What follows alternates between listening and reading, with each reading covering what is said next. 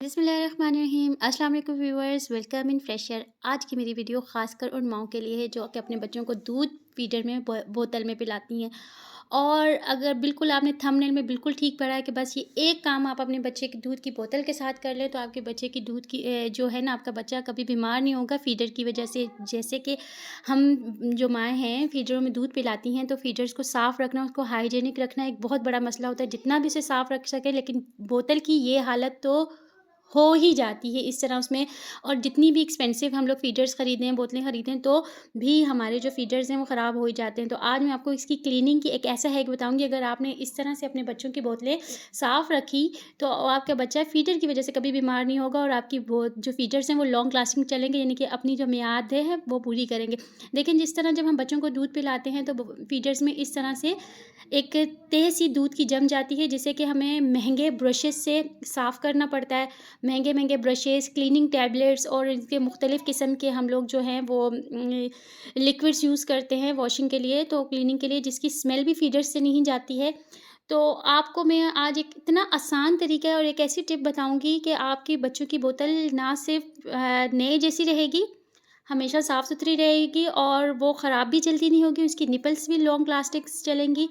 तो और ये बच्चे की इस तरह की ये फीडर्स हैं ना, ये बिल्कुल आपके जो है ना फ्रेश रहेंगे और आपको धोने में दिक्कत भी नहीं, और किसी किस्म का कोई ब्रश, कोई टैबलेट और कोई ख़ास लिक्विड वॉशिंग लिक्विड हम यूज़ नहीं कर रहे हैं। तो इसके चलिए आइए स्टार्ट करते हैं। इसके लिए मैंने एक पैन में पानी ले लिया है गरम करने के लिए, ठीक है? ये पानी हमने गरम करने के लिए रख लिया है और इसमें जैसे ही ये पानी गरम होने लगेगा तो इसमें हमने साथ में ही अपने जो ये फीडर्स हैं, सबसे पहले हमने ये जो लिक्विड डिश वॉश है 1 टीस्पून हमने, या इससे भी कम आप यूज़ कर सकते हैं। थोड़ा-सा ही हमने लिक्विड अपना डाला है, डिश वॉशिंग लिक्विड डाला है, जो नॉर्मल होता है जिससे हम बर्तन धोते हैं। ये लिक्विड डाल के हमने अपनी फीडर्स को इनमें डाल देना है, ठीक है? ये निपल्स को भी डाल दें।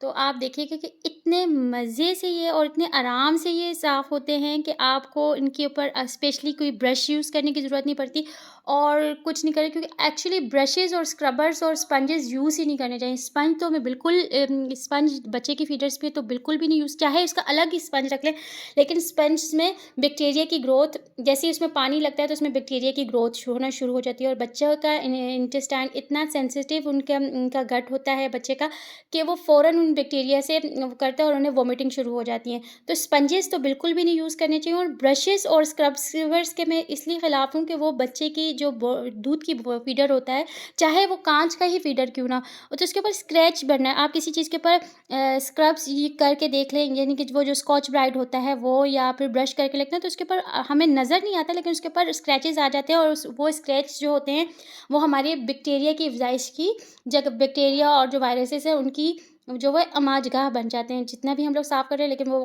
फिर से आ जाते हैं।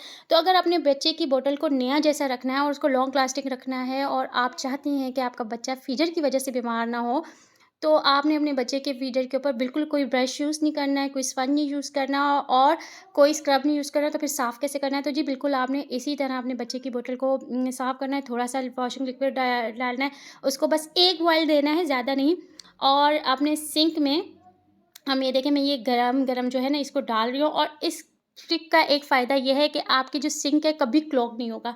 ये जो डिश वॉशिंग लिक्विड और गर्म पानी जब हमारे पाइप में जाता है इसके सिंक के, तो इसको भी साफ़ कर देता है। आपके किचन से भी गंदी कभी भी इस तरह की जो स्मेल होती है वो नहीं आएगी। आपका जो ये सिंक है हमेशा अनक्लॉग्ड रहेगा, क्योंकि डेली जब आप ये बोतल्स धोएँगी, फीडर्स धोएँगे, तो ज़ाहिर-सी बात है डेली ये पानी भी जाएगा। बस आपने करना ये है कि अपने सिंक को खाली साफ़-सुथरा कर लेना, और नॉर्मली देखें, चमक गया है ना फीडर, मैंने कोई ब्रश नहीं यूज़ किया, मैंने कोई इसमें उस तरह के मतलब कि स्पंज वगैरह नहीं यूज़ किया, बस सिंपली इसे बॉयल किया है और ये देखें जी बिल्कुल ये हमारी फीडर साफ़ हो गया। अगर आप इस ट्रिक को करती हैं तो एक तो आपका किचन का सिंक हमेशा खुशबूदार महकता रहेगा, और उसमें भी जो है वो कभी क्लॉग नहीं होगा, और सबसे बड़ा फ़ायदा है कि आपके बच्चे के फीडर लॉन्ग लास्टिंग चलेंगे, आपका बच्चा बीमार नहीं होगा।